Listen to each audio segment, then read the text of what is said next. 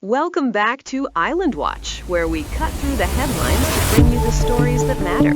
Big week in the markets, wouldn't you say? Tokyo stocks jumping almost 5% on those monetary easing expectations, and the S&P 500 hitting new peaks with the Fed looking at rate cuts. Feels like a pretty bullish sentiment out there. It absolutely does. But while the broader markets are buzzing, there's a fascinating micro story playing out in Taiwan's tech sector. You have Largan Precision, a key Apple supplier, reporting a revenue decline year on year, even with that big sequential bump from iPhone demand. It just shows you how tough that global competition is. That's a great point. Apple's influence is still enormous, though, isn't it?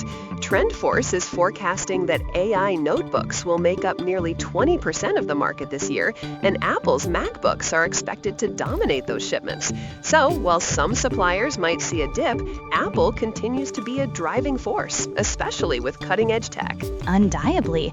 But moving from the economy to security, Taiwan is really dealing with a lot. The news about them bolstering national security checks, particularly around the medical cold chain, is quite eye-opening. Linking a major drug distributor to China's CPPCC and PLA, that's not just a supply chain issue, it's a massive national security concern. It's a chilling reminder of how pervasive infiltration attempts can be, targeting critical infrastructure.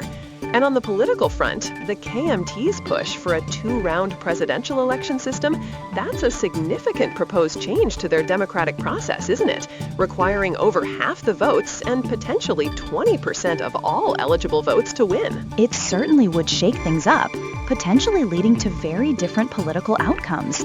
But even beyond immediate politics, Taiwan is facing a demographic time bomb. Experts are warning about a drastically shrinking working age population. That's not just an economic headache, it has huge implications for national security and social stability down the road. Absolutely. A declining workforce puts pressure on everything from defense to social services. It's a multifaceted challenge.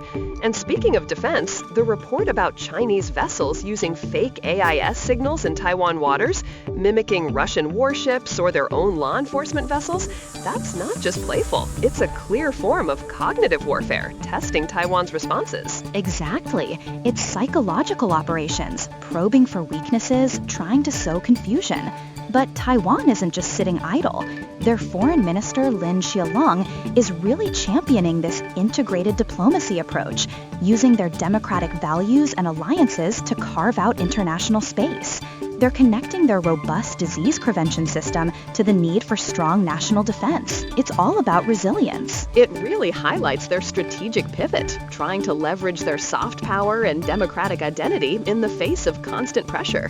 So, from global market shifts and tech innovation to deep-seated security concerns and internal political and demographic challenges, Taiwan is truly navigating a complex and volatile landscape. They certainly are.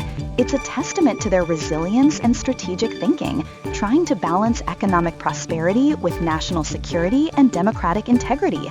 A lot to keep an eye on in that part of the world. Indeed. And that's all the time we have for Island Watch today. Thanks for joining us. Thanks. Ryan Shih is the editor of the program. Please subscribe us if you like what you know today. Well.